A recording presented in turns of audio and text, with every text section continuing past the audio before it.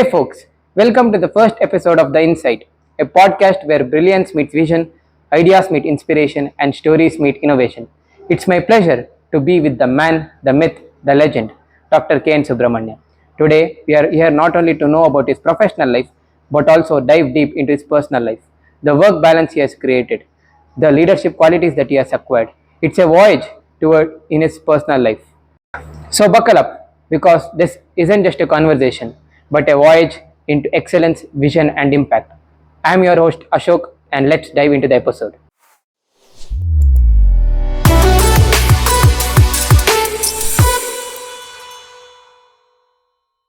Namaskara, sir. Namaskara. Thank you for taking your time and being with us here today.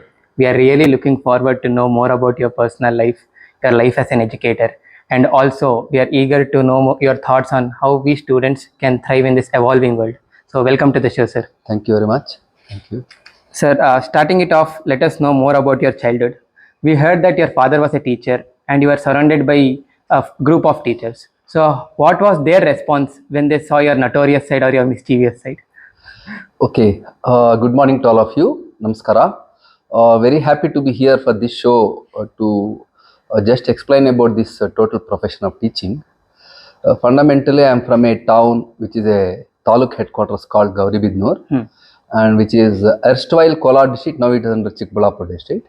I had my early childhood there, starting from the primary till the +2. Afterwards, I came to Bangalore. And my father was a teacher, my mother was a homemaker, and I had 3 sisters. So, considering the teaching and how I was as a childhood, so fundamentally I am from a teaching family or a teacher's family, and 3 generations of teachers. My father was an English teacher and later became a lecturer. The discipline which they have built since childhood has been very good.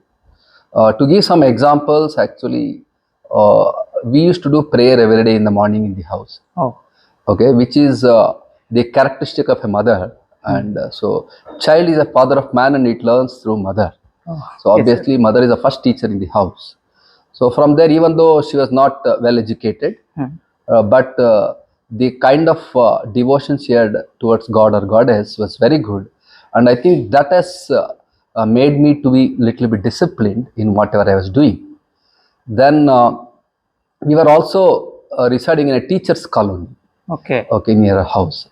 Obviously, starting from a primary till the degree, all the teachers and lecturers of Acharya High School or National College were in and around me, and all the degree teachers were my friends when I was a child. So obviously, that characteristic of how to be disciplined has been imbibed, and I was never a notorious person. Okay, I was average student, being curious to know things, and being with all the people.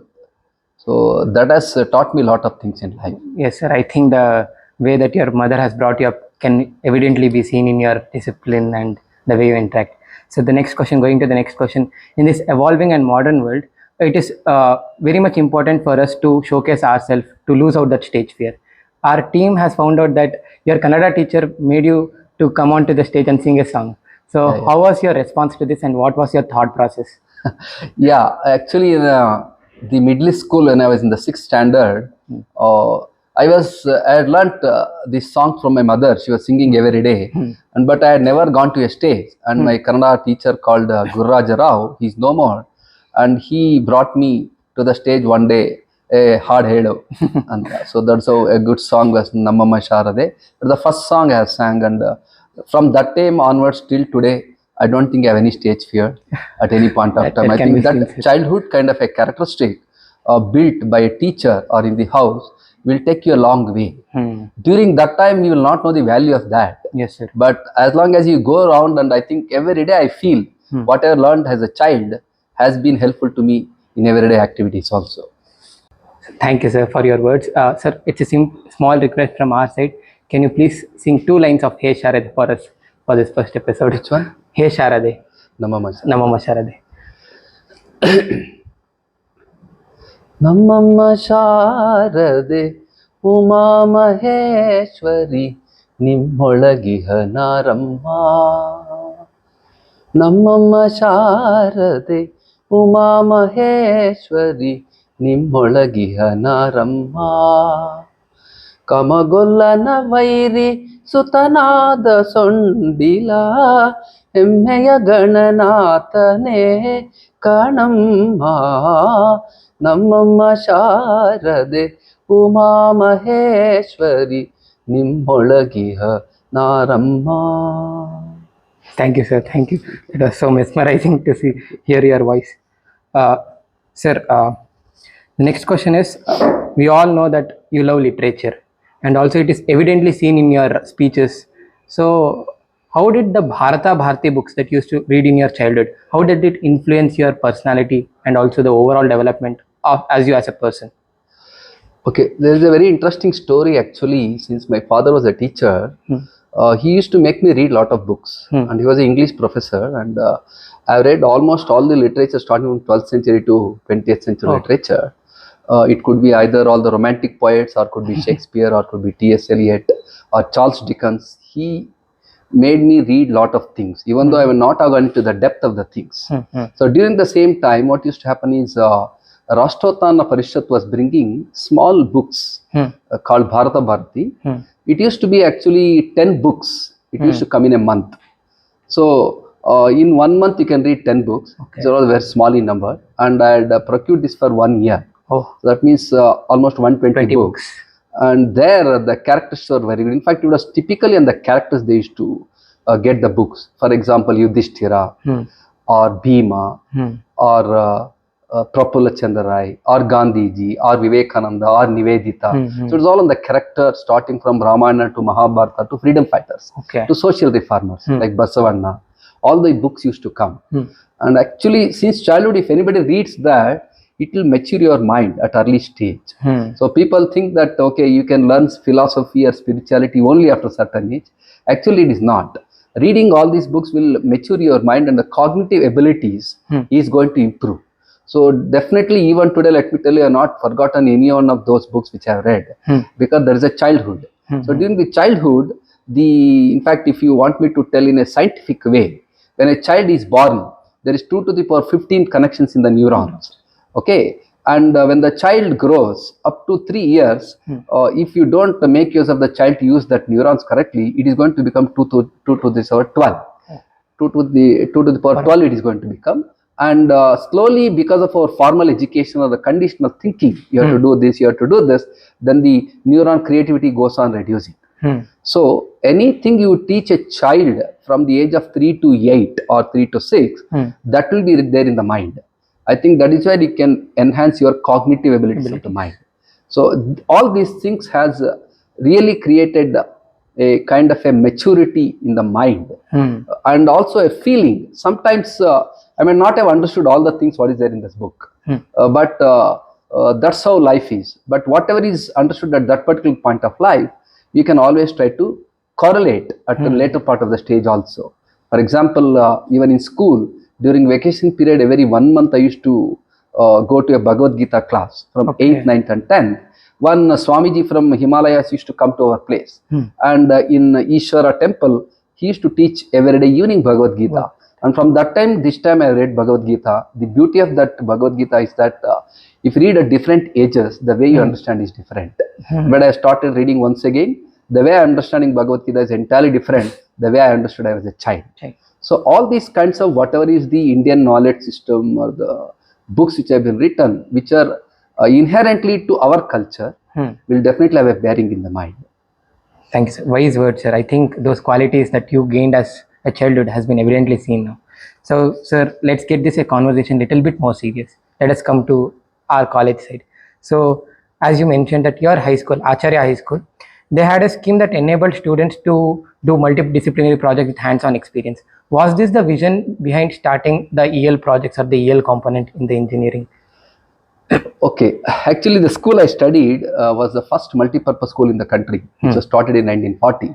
In fact, in my school days, I have done wood turning, then I have done smithy, carpentry, and even agriculture, plowing the land. Oh, so I think that is, in fact, this was the vision of Sir M. Vishwesvaraya, which he had told in 1930s only, to bring vocational education to the formal education and make it as a part of it. But somehow maybe in 60s, 70s, 80s. I can say 60s, 70s also this was there. But after 80s, 90s and other things, people thought that, okay, we are trying to develop a technology. So then what happened is when you are going for a higher kind of a technology, people slowly start forgetting this lower kind of a jobs or the things or the skills, whatever you need. So in that way, it had been lost for quite some time. But thanks to the policies by the state and the central government, in particular the national education policy, which again started advocating whatever Radhakrishnan had told in 1950, first education report, or Sir M. Visvesvaraya was told in 1930s. But Sir M has written a book called Integrated Planning for India in 1935. And in that book, there is a book on there is a chapter on education, and obviously that chapter gives all the things. Even today, whatever is there in chapter, not even 50% we have implemented. So that's the way it is. That's how Sir M is a great engineer. So keeping that in mind, when once the national education policy came, in RV also for a long time we were doing all these skills. It's not that it's new. We were all doing it because of the constraints which has been brought in the whole of the education reforms, like say 200 credits to 175 credits, 175 credits to 160 credits. So obviously what happened, many of these things we had to remove over a period of time. Otherwise 60s, 70s, 80s, we had all these things. What are the things you are calling as a skill now, which was all there before. So because of the, as a curriculum it was there. Because of the lack of the number of credits to be increased, we had reduced all those things. But now the government itself advocates on the skill development of the employees, of the engineers or the students. So keeping that in mind, we have implemented all this experiential learning because science is knowing and engineering is doing. So we are all engineers basically. You can become a good scientist, but as a scientist also, if you start looking into it and making it a product, I think that is what engineering is all about. So keeping that in mind, over the last one decade, because I joined RV in 1995 November 3rd, and this is the 29th year, and I have seen in the last one decade, people have forgotten about these fundamental skills also. So then I thought, let us push some ideas.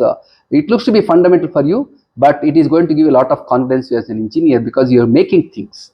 Okay, so don't think whole of the engineering is only about software or the simulations. That is to some extent it is going to be helpful to you, but at the end of the day you have to make a product. It's just like reading 100 pages swimming book, but you don't know how to swim. So it cannot happen like that. So obviously if you start doing things, then you feel more comfortable and you are more comfortable in explaining people, making thinking a new perspective. Otherwise if you keep on doing simulation which has been done by somebody else, you take drag and drop and put it there, you may not even know what is there the background of a simulation. So that background of a simulation, the skill of the people which has been put as a background, that you have to learn. So that if you learn, even you can develop even the better products even in the software. So I think that's how the interdisciplinary nature has to be taken into consideration. Sir, this was one of the most asked question that we wanted to ask you. When compared to other institutions in Karnataka, RV has somewhat a conventional mindset. But how do you cope up with this mindset with the Gen Z and the Gen Alpha people that are coming at now? So conventional mindset, let me tell you, I think in 1992 to 95, whenever the liberalization in the country happened, so we had to become global.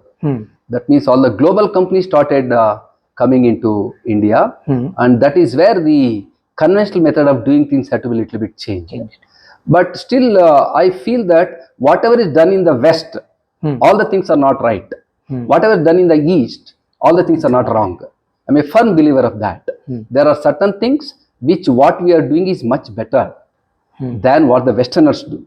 This has even come from the Western professors who have told that our whole education system, what we had, what we are having even today, is supposed to be very good. Because the Western world generally looks at a project-based learning or a case-based learning. See, what happens is, if you are going to a different kind of an environment, then that may not be helpful to you. It is said that skill is to handle certainty, knowledge is to handle uncertainty.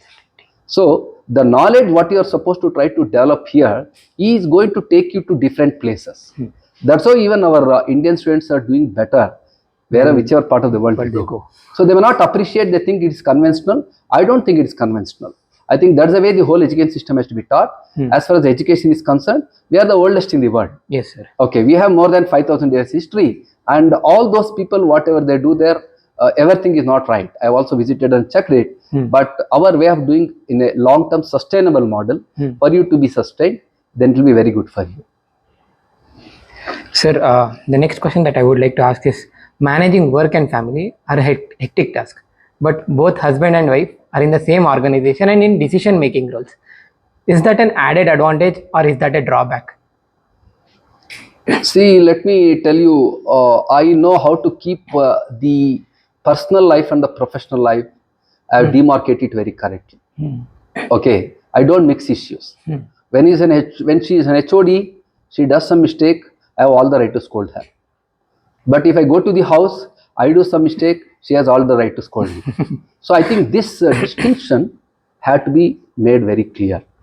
I should always not have in mind that biasedness. Okay, my wife has done something here, let her try to take care of it. Take care. So it doesn't happen. Similarly, she also thinks in the same way. We don't, in fact, you might have seen in the campus, we don't meet at all. Okay, very few times we would have met, but majority time we don't meet. And when we go to the house, we don't even discuss about the institution. And any criticalities which are there, I never discuss with her. Nor she is going to ask me. So this demarcation of personal and professional life is an art. It doesn't come just like that, because we are all be carried away by this biasness always. So, but I have been over a period of time learned. In fact, even my daughter studied here, and they never came to my room at any point of time. And I'm going in one road, they used to go in the other road, and they used to tell me very clearly, don't talk towards me in the college, because we cannot make friends. So that's the way it was. So in that way, so what I have seen is, we all the members in my family are very good in managing that personal and professional life in a dignified way. I think that a clear difference between personal and professional, many people are yet to learn. Then knowing more about your insights on this was very good, sir. Yeah, thank you.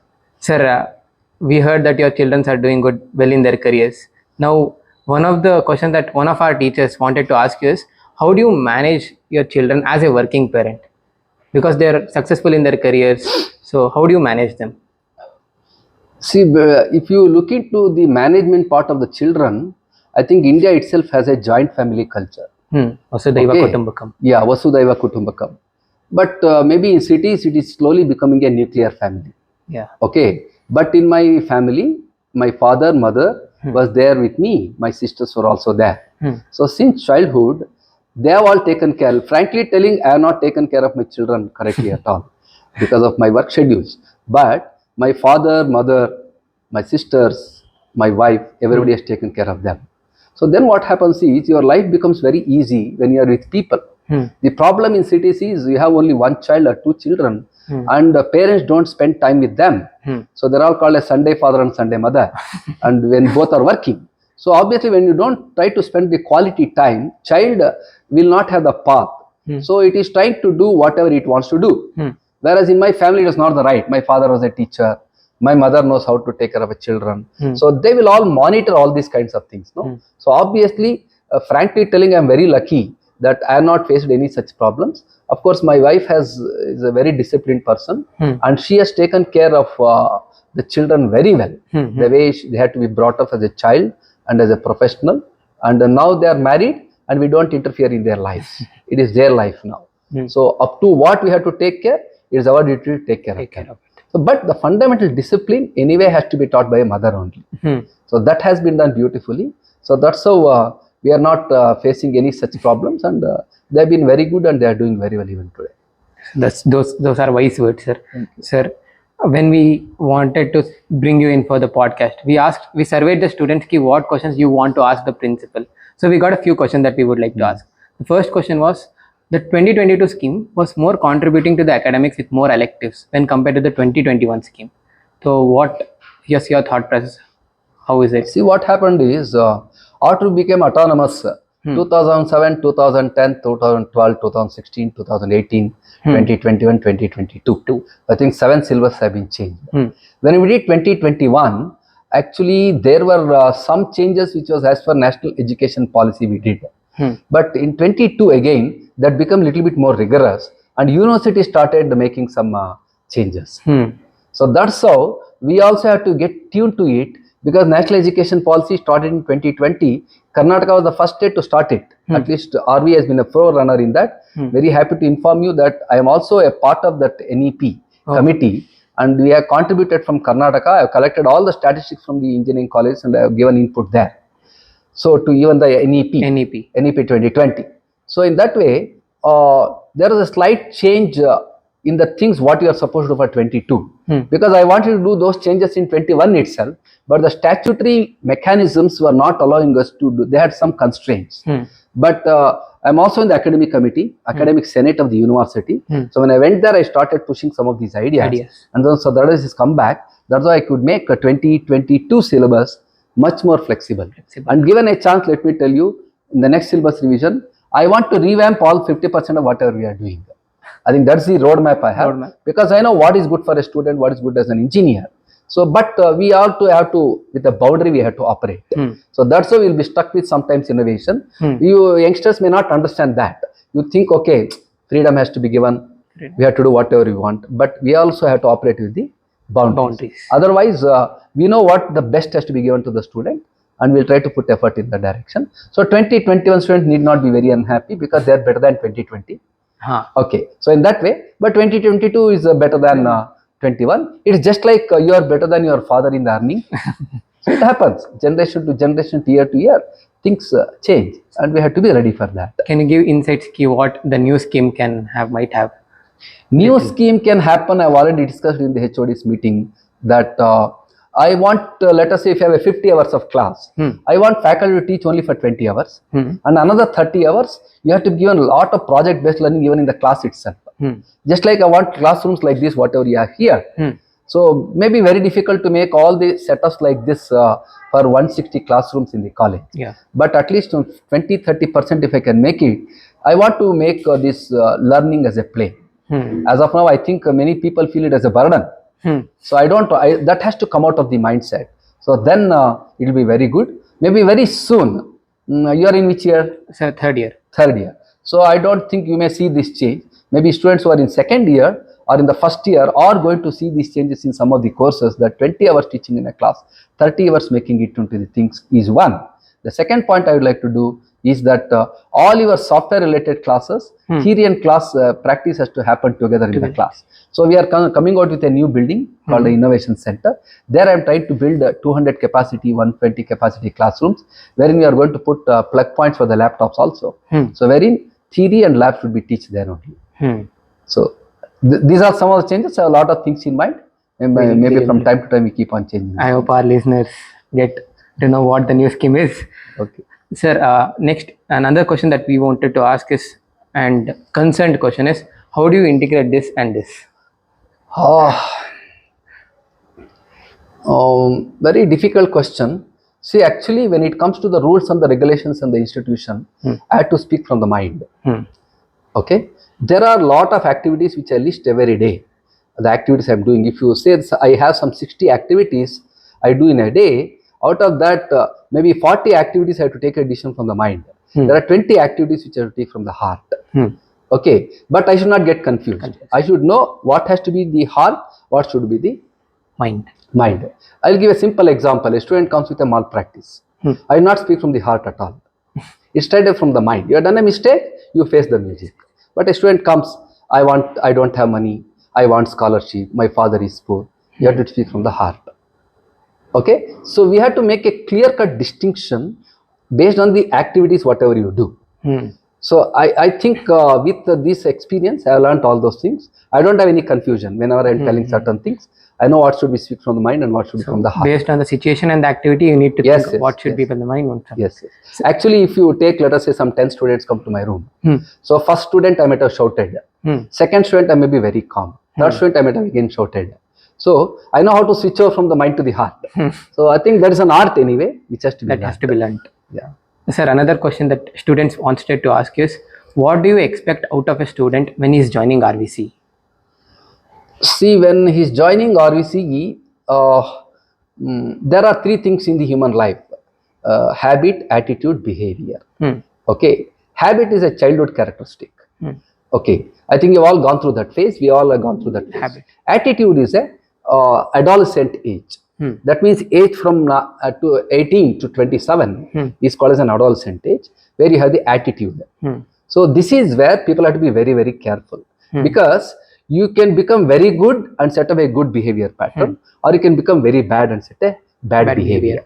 This is a very, very typical age, because if you take a student like you will be physiologically, morphologically, mentally, lot of changes happen, even in the body. Fine. So how do you cope up? Depends on how you have been brought up since your childhood in the family.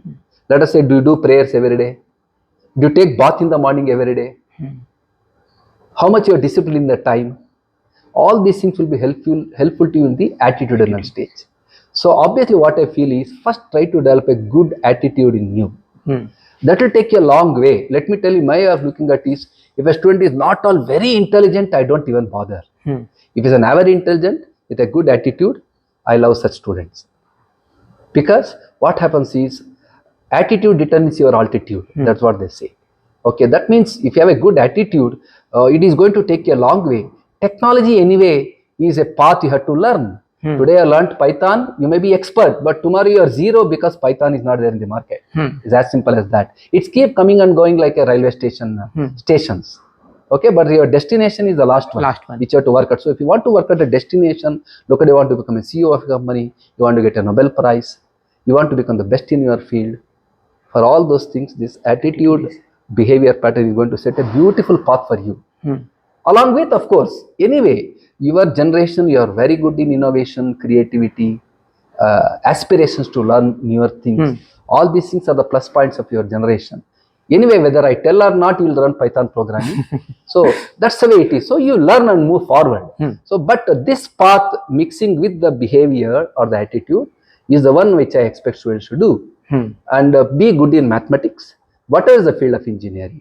So if they are good in the attitude and good in mathematics and the analysis of the physical principles through physics, if you have these three in mind, of course, English is one thing. There is always a problem, rural, urban. I don't know, English is just a media. If a person can communicate in Kannada very well, I think today you have a language neutrality. Yes, sir. So IIT Chennai has taken a project of more than 5,000 crores today to have a language neutrality study. That is large large language models. So obviously today you not even worry about the language, according to me. As long as you are good in communicating through a good thought process, along with your behavior pattern, if you can club, I think that's the best mix I am expecting for a student who comes to RV college, and I want them to go like this. So attitude means altitude. Yeah, attitude determines the altitude. So obviously if you can be grounded and reach the sky, both are needed. So I think our listeners got our answer. Attitude is your altitude. So sir, coming to the last part, we have a rapid fire questions that we wanted to ask you. So who was your role model for becoming an engineer? Sara Vishweswaraya. Top 2 book recommendations?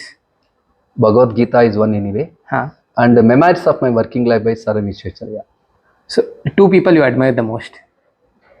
My mother, my father. Sir, if not education, what career would you have chosen? Like teaching, if not teaching? If not teaching, I wanted to become a civil servant. Civil servant? Yes. Any preferences, sir? No, I wanted to become an IAS officer. I had taken the examination once. But during our time, so much of things were not there. Ecosystem was not there. Otherwise, I would have definitely chosen that as a first profession. Sir, your hidden talent apart from singing? Hidden talent is memory. Memory. Yeah, I can reproduce whatever I have studied in school days or college days. Top 2 movie recommendations? Top 2 movie recommendations. If you take on one side, I think it is Bangarad Manushya by Rajkumar is one. And on the English side, if you take, I think 10 Commandments. 10 Commandments. So any sports that you were part of? Yeah. I was playing cricket for a long time. In fact, I was playing all the sports in school, basketball, volleyball and cricket. And then when I came to PUC, which is a culprit anyway, PUC doesn't allow you to do anything. But afterwards, I came from a town, I could not do anything. But after I joined college, I think we have a staff cricket team in the college. I used to play for 10 years in the team. And now we have department-wise teams also. Staff tournaments will also happen every year, cricket. So I'm the captain of the office team. So we play. I'm a left-hand spinner. Sir, and we all know how much you love Kannada literature, how much you love Kannada. So where did this come up? Kannada ಪ್ರೀತಿ ಅಭಿಮಾನ ಅಂತ ಕನ್ನಡದ ಮೇಲೆ ಪ್ರೀತಿ sir, ಕನ್ನಡದಲ್ಲಿ ಪ್ರೀತಿ ಹೇಗೆ ಬರುತ್ತೆ ಅಂದ್ರೆ, ನಮ್ಮ ತಂದೆ ಇಂಗ್ಲಿಷ್ ಟೀಚರ್ ಆಯ್ತಾ. 35 ವರ್ಷ ರೂರಲ್ ಏರಿಯಾದಲ್ಲಿ ನಮ್ಮ ತಂದೆ ಇಂಗ್ಲಿಷ್ನ ಕನ್ನಡದಲ್ಲಿ ಹೇಳ್ಕೊಟ್ಟಿದ್ದಾರೆ. ಇಂಗ್ಲಿಷ್ನ ಕನ್ನಡದಲ್ಲಿ. So that's how you have to teach the children in the rural areas. They don't understand. So that is the first point. Second point is I use to read is Bharati which is in Kannada. So ಅದನ್ನು ಓದ್ತಾ ಇದ್ದೆ. ಅದಾದ್ಮೇಲೆ ನಮ್ಮ ತಂದೆ close friend ಬಂದ್ಬಿಟ್ಟು Kannada teacher. So ಅವರು every day ಮನೆಗೆ ಬರ್ತಾ ಇದ್ರು. ಸೊ ಅವ್ರು use to push me to learn Kannada books ಓದೋದಕ್ಕೆ ಎಲ್ಲ ಹೇಳ್ತಾ ಇದ್ರು ಕತೆ.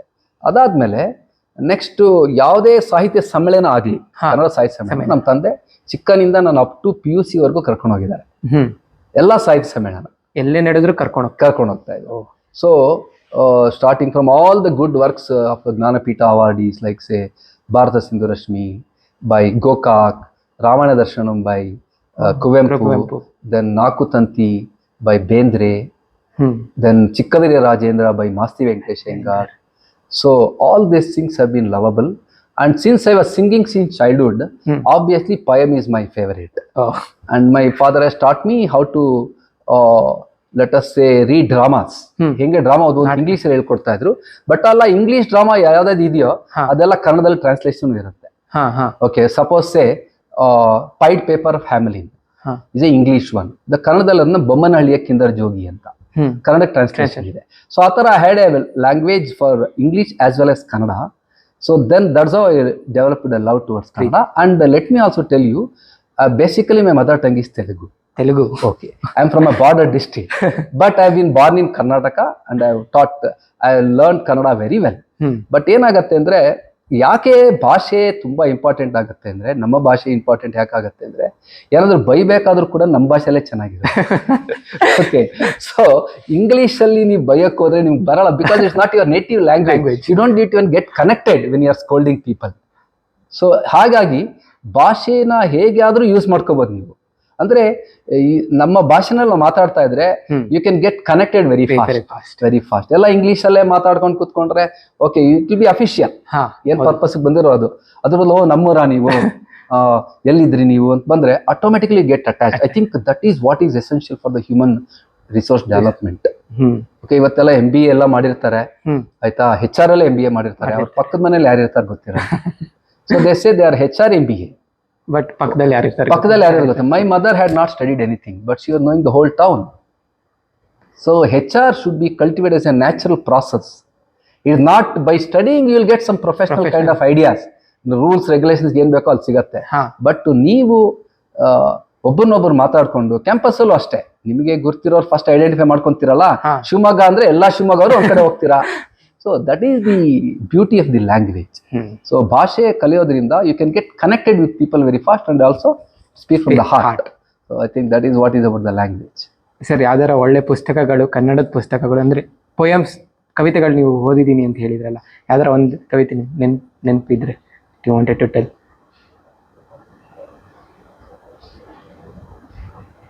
ನೀವು ಕೇಳಿರ್ಬೋದು, ಯಾರು ತುಂಬಾ ಸಲ ಹೇಳಿರ್ತೀನಿ. ವನಸುಮದೊಳನ್ನ ಜೀವನವು ವಿಕಸಿಸುವಂತೆ ಮನವನನುಗೊಳಿಸು ಗುರುವೇ ಹೇ ದೇವಾವನ ಸುಮದೊಳನ್ನ ಜೀವನವು ವಿಕಸಿಸುವಂತೆ ಮನವನನುಗೊಳಿಸು ಗುರುವೇ ಹೇ ದೇವಾ.